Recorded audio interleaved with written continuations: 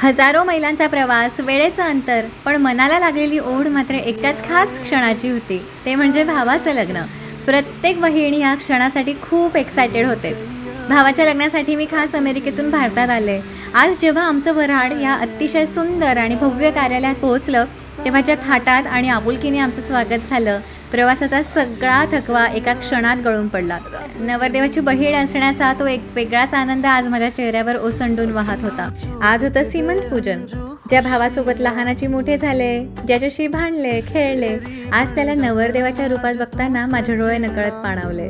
मनात एकीकडे तो परका होण्याची थोडीशी हुरहुर होती, पण त्याहून कितीतरी पट जास्त आनंद होता, कारण त्याला आता त्याच्या आयुष्यात हक्काची आणि सुंदर सोलमेट मिळाली होती. कुठला पण छोटासा कार्यक्रम इतका सुंदररित्या त्या साजरा करतात आणि खरोखरच मला खूप म्हणजे लग्न ठरायच्या आधीपासून मी त्यांना फॉलो करते. खूप सुंदर असे त्यांच्या स्टोरीज असतात, त्यांचे ब्लॉग्स असतात आणि नक्की पहा. आणि त्यांचा तो हसतमुख चेहरा जेव्हा येतो आणि त्यांचं ठरलेलं वाक्य असतं, नमस्कार मंडळी, आहात, इतकं छान वाटतं ते ऐकायला.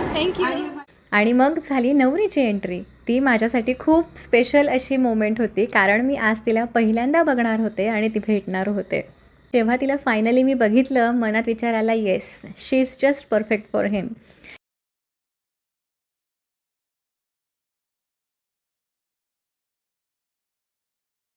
आणि मग दुसऱ्या दिवशी अगदी पहाटे पहाटे आमची हळद झाली. It was a very quiet early morning ceremony, कारण मग त्यानंतर लगेचच आम्हाला पुढच्या विधीलासुद्धा बसायचं होतं. पण त्या पहाटेच्या शांततेत फक्त जवळच्या लोकांसोबत झालेली ती हळद एकदम स्वीट आणि स्पेशल होती. लग्नाची सुरुवात अशी मस्त झाली आहे आणि आता मुख्य लग्नाचे व्हिडिओसुद्धा लवकरच येतील. तोपर्यंत स्टे ट्यून्ड.